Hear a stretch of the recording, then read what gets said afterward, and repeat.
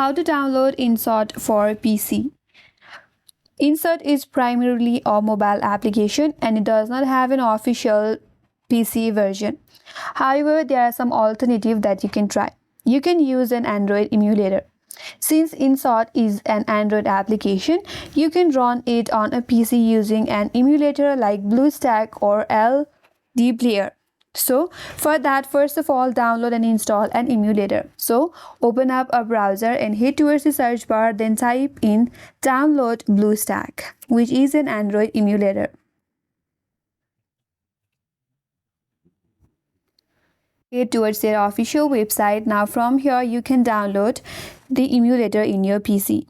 After that, you have to open the emulator and sign in with your Google account. Then on the emulator you can open up the Google Play Store and search for InShot. After that, InShot or install it.